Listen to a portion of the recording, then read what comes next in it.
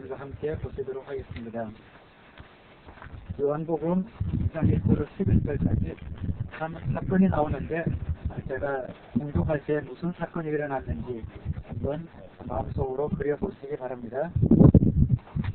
사흘째 되는 날에 갈릴리 가나에 혼인잔치가 있었다. 예수의 어머니가 거기에 계셨고 예수와 그의 제자들도 그 잔치에 초대를 받았다. 그런데 포도주가 떨어지니 예수의 어머니가 예수에게 말하기를 포도주가 떨어졌다 하였다. 예수께서 어머니에게 말씀하셨다. 여자여, 그것이 나와 당신에게 무슨 상관이 있습니까? 아직도 내 때가 오지 않았습니다. 그 어머니가 일꾼들에게 이르기를 무엇이든지 그가 시키는 대로 하세요 하였다. 그런데 유대 사람의 종교 예법을 따라 거기에는 돌로 만든 물 항아리 6이 놓여 있었는데 그것은 물 2세 동이들이 항아리였다. 예수께서 일꾼들에게 말씀하셨다. 이 항아리에 물을 채우라. 그래서 그들은 항아리마다 물을 가득 채웠다. 예수께서 그들에게 말씀하시기를 이제는 떠서 잔치를 맡은 이에게 가져다 주오라 하시니 그들이 그대로 하였다. 잔치를 맡은 이는 포도주로 변한 물을 맛보고 그것이 어디에서 났는지 알지 못하였으나 물을 떠온 일꾼들은 알았다. 그래서 잔치를 맡은 이는 신랑을 불러서 그에게 말하기를 누구든지 먼저 좋은 포도주를 내놓고 손님들이 취한 뒤에 덜 좋은 곳을 내놓는데 그대는 이렇게 좋은 포도주를 지금까지 남겨두었구려 하였다. 예수께서 이 첫 번 표징을 갈릴리 가나에서 행하여 자기의 영광을 드러내시니 그의 제자들이 그를 믿게 되었다.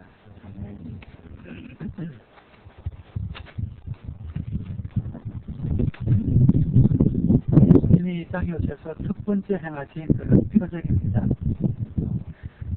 혼인잔치에 포도주가 떨어졌습니다. 이 팔레스타인 지방은 물이 귀하기 때문에 포도주가 음료수 대용입니다. 잔치에 포도주가 떨어졌고 마리아의 요청으로 예수님께서 물로 포도주를 만들어 그들에게 먹이셨다는 첫 번째 기적입니다.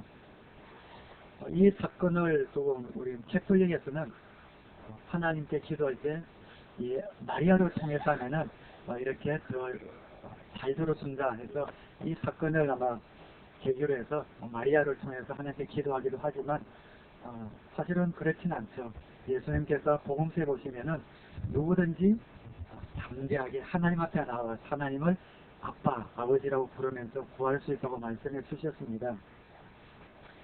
그런데 오늘 마리아도 초청을 받았고 예수님과 그의 제자들도 초청을 받은 이 잔치는 마리아 집안의 잔치가 아니었습니다.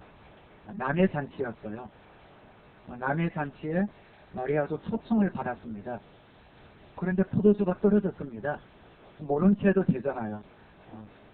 남의 잔치였고 포도주가 떨어졌다면 어떻게 알아서 하겠지. 그대로 있어도 되는데 마리아가 적극적으로 나서서 그 일을 해결할 수 있는 유일한 분에게 부탁을 하고 있습니다. 여러분, 잔치를 하면 언젠가는 포도주가 떨어지겠죠. 그런데 문제는 무엇이었느냐? 포도주가 너무 빨리 떨어졌다는 데 문제가 있었습니다. 일찍 떨어진 겁니다. 인간의 한계가 바로 여기에 있습니다. 우리의 건강이 다하는 날이 있고 우리가 가진 소유가 우리가 가진 어떤 물질이 너무 일찍 떨어지는 바람에 우리가 힘들고 고난 가운데 들어갈 때가 있습니다. 이 포도주 사건을 통해서 이 잔치에 포도주가 일찍 떨어진 것처럼 우리 인간의 한계는 우리의 건강과 이 땅에 살아가는 행복과 보람들이 너무 일찍 떨어져 버린다는 데 있는 거죠. 그런데 마리아는 그 상황 가운데서 적극적으로 나섰어요. 그리고 예수님에게 자기의 아들로서 부탁하는 것이 아니라 어릴 때부터 예수님이 어떻게 태어나셨는지 그 모든 것을 지켜본 마리아는 예수님이 하나님의 아들이신 것을 알았습니다. 그래서 메시아로서 예수님에게 다가가서 포도주가 떨어졌습니다. 그래서 예수님께서 그게 나와 무슨 상관이 있습니까? 어머니, 나와도 상관이 없고 어머니와도 상관이 없습니다 하고 숙명스럽게 이야기를 합니다. 그러나 마리아는 끝까지 그 예수님에게 이 잔치를 도와달라고 유일하게 도움을 주실 수 있는 예수님에게 부탁을 하고 있습니다. 마리아의 이런 마음이 우리에게 필요하다 이런 생각이 들어요. 잔치를 잔치되게 하는 마음. 비록 나의 잔치가 아니고 내 일이 아니지만 내가 참석한, 내가 거한 곳에 어떤 문제가 생겼을 때 그 필요를 보고 채울 수 있는 사람, 그리고 그 잔치가 끝까지 계속될 수 있도록 잔치를 잔치되게 할 수 있으신 유일하신 분에게 다가간 이 마리아처럼 저와 여러분이 속한 모든 곳에서 내 공동체가, 내가 속한 곳이 나로 인하여 잔치가 잔치되게 한다면 하나님의 축복의 통로로 우리가 쓰임을 받을 수 있는 것이죠. 예수님께서 마리아의 그 말을 듣고 예수님께서 증인하셔서 일을 행하시죠. 예수님께서 그 일을 행하시는 것을 볼 때에 우리는 어떤 예수님이 하시는 사역들 혹은 하나님의 마음을 알 수가 있습니다. 저와 여러분은 언젠가는 다 죽겠죠. 그리고 천국에 갑니다. 우리 크리스찬들의 궁극적인 목표는 천국입니다. 그러나 하나님께서는 천국에 우리가 갈 것이지만 우리가 지금 발을 딛고 서 있는 이 현재를 무시한 적은 없습니다. 이 현재에 무관심한 적도 없습니다. 우리가 살고 있는 하루하루가 잔치될 수 있도록, 우리 하루하루가 기쁨이 풍성할 수 있도록 그 모든 곳에도 신경을 쓰시고 관심을 가지시는 분이 우리 하나님이십니다. 아픈 사람이 있습니다. 하나님 낫게 해주세요. 기도하죠. 아니 또 나아봤자 또 죽을 텐데 나와서 뭐하게. 절대로 그러시지 않습니다. 어떤 병자든지 예수님에게 나올 때 예수님은 술이시고 목마르시고 잠을 못 주무시기까지 하면서도 그 병자들을 일일이 손을 얹고 치유하시고 고쳐주셨습니다. 병들었지만 다시 죽기 때문에 죽을 것이기 때문에 그걸 꼭 뭐 그렇게 나오려고 하냐 그러신 적이 전혀 없다는 것이죠. 현재를 무시하지 않으시고 우리가 살아가는 매일매일 순간을 하나님께서 관심 갖고 보고 계시다는 겁니다. 그래서 우리는 길게는 천국을 소망하며 또 그 천국을 바라보면서 살아가야 되지만 오늘 하루하루를 꺼내서 오늘 하루가 주님 안에서 잔치가 될 수 있도록 하는 것이 하나님의 마음이구나. 하나님 안에서 내가 기쁘고 풍성하고 보람된 삶을 사는 것이 하나님의 마음이구나 하는 것을 알면서 살아가야 합니다. 뿐만 아니라 내 주위가 나로 인해서 잔치가 잔치될 수 있도록 부름을 받은 사람이 바로 저와 여러분들이라는 것이죠. 나와 무슨 상관이 있습니까? 맞는 말입니다. 이 땅에 있는 모든 문제는 우리의 잘못으로 일어난 겁니다. 우리가 준비를 하지 못해서 또 우리가 실수해서 또 죄만의 세상에 살고 있기 때문에 여러 가지 다양한 문제들이 일어나요. 그런데 우리는 하나님께 기도할 때 어떨 때는 하나님의 뜻과는 상관없는 그런 기도를 드릴 때도 있습니다. 하나님과는 상관이 없는 그런 기도일 때도 있습니다. 나와 무슨 상관이 있나이까? 라는 이 예수님의 말씀은 어떻게 보면 진리입니다. 그런데 그 진리에 무엇이 더해지느냐? 마리아가 와서 도와주십시오 라고 예수님에게 요청을 합니다. 긍휼을 요청을 합니다. 진리와 긍휼이 만날 때 하나님께서는 그 진리를 양보하시면서까지 우리에게 긍휼을 베풀기 원하시는 분입니다. 그 말씀을 듣자마자 여기 마리아는 하인들에게 그렇게 이야기를 하죠.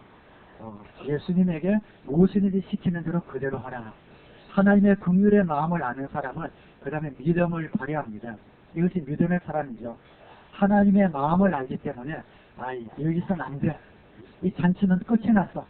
이제 소망이 없어 하고 주저앉지 않고 하나님의 마음을 알고 그 긍휼의 마음을 아는 사람은 기대를 합니다. 신기한 일 아닙니까? 무엇이든지 시키는 대로 여러분들 하세요. 무언가가 일어날 것을 마리아는 알았던 것이죠. 하나님의 마음을 알았기 때문입니다. 그것이 바로 믿음입니다. 믿음은 무엇인가? 나에게 긍휼을 베풀기 원하시는 하나님의 마음을 알아. 그 다음에 일어날 일을 기대하는 것. 그 소망. 그것이 바로 믿음입니다. 여러분의 가정에 혹은 생업에 직장에 여러분의 상황에 혹은 목장에 우리 교회 공동체에 잔치가 끊어질 것 같은 이런 느낌이 들 때가 있습니까? 이 잔치가 언제까지 지속될 수 있을까? 혹시 불안한 마음이 있습니까? 오늘 이 가나 혼인 포도주 사건을 통해서 어떤 경우에도 실망하지 마시고 하나님의 긍휼의 마음을 바라보시고 믿음을 가지고 그 뒤에 일어나실 일을 확신을 가지고 기대하시는 믿음의 사람들이 다 되시기를 주님의 이름으로 축원합니다. 잔치를 잔치되게 하는 사람들이 모이면 잔치가 일어납니다. 세상에는 세 가지 사람들이 있다고 그러죠. 문제를 일으키는 사람, 두 번째는 그 문제를 지적하는 사람, 그리고 세 번째는 그 문제를 해결하는 사람.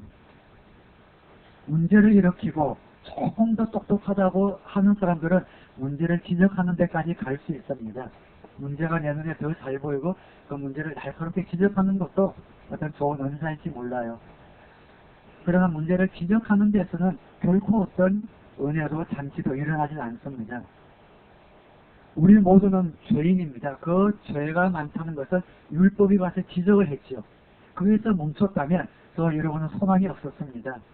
그러나 예수님께서 오셔서 그 모든 죄의 문제를 해결하시고 우리를 하나님의 자녀 삼아 주셨기 때문에 잔치가 잔치 될 수 있는 겁니다.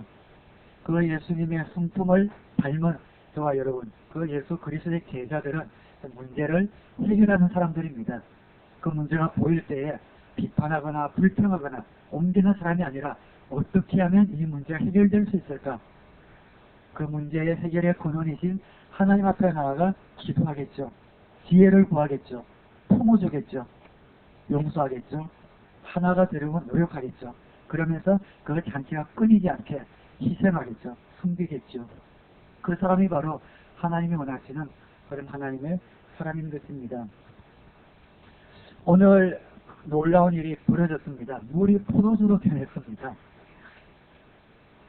어떤 사람이 외국에 이제 이스라엘 성지순례를 갔다 오면서 세관을 통과하는데 가방을 열어보니까 물병들이 여러 개 있더래요. 그래서 세관 금세본이 이게 뭡니까 하니까 성지에서 갖고 온 생수입니다. 그러더래요. 그래서 뚜껑을 열고 맛을 보니까 술이에요. 원래 갖고 있는 거. 이게 무슨 물이 술이잖아 하니까 할렐루야 기적이 일어났나요? 라고 하는데 오늘 이 가나 혼인 잔치에서의 기적은 조용히 일어났습니다. 누구도 알지 못하되 그 포도주를 맛본 사람이 이 포도주가 어디서 났는지 아무도 몰랐어요. 근데 누가 알았다고요? 물돈 하인들은 알더라. 하인들은 아마 이 사건을 평생 잊을 수 없을 겁니다. 그들은 분명히 물을 예수님에게 갖다 드렸는데 그 물을 사람들이 옮길 때 어느 순간에 있었는지 모르지만 포도주로 변해 있었고 많은 사람들이 그 포도주를 마시고 나서 보통 잔치에 가면 좋은 포도주를 먼저 내놓았다가 취하면은 하품의 포도주를 내놓는데 어떻게 이 집안에서는 좋은 포도주를 지금까지 남겨놓았는 거 감탄하면서 포도주를 마시는 겁니다. 아마 이 하인들의 많이 벅찼을 거예요. 아무도 모르되 물돈 하인들은 알더라. 하나님의 은혜와 하나님의 사랑을 그 누구도 알지 못하되 물돈 종들은 알더라. 수고한 하나님의 사명자들은 알더라. 그 말이죠. 아무도 알지 못하지만 그 기쁨을 누릴 수 있는 사람은 무엇이든지 시키는 대로 그대로 하라라는 말에 순종했던 하인들. 그리고 그 물을 떠서 직접 노동을 희생을 감당했던 하인들은 하나님의 능력을 맛보았습니다. 하나님은 하나님 나라의 놀라운 기쁨과 영광과 능력을 순종하는 사람 그리고 수고하는 자들에게 보여주십니다. 저는 오늘 저와 여러분이 그런 사람이 되기를 바랍니다. 잔치를 잔치되게 하는 사람들, 문제를 해결하는 사람들, 순종하고 수고하고 희생함으로 하나님의 능력을 맛보아 알아 평생 그 은혜를 감당하며 흘려보내면서 사는 그런 복된 여러분이 되시고 오늘 야외에 나갔는데 귀한 잔치잖아요. 이 잔치를 잔치답게 하는 복된 사도가 꼭 되시기를 우리 주님의 이름으로 축원합니다. 기도하겠습니다.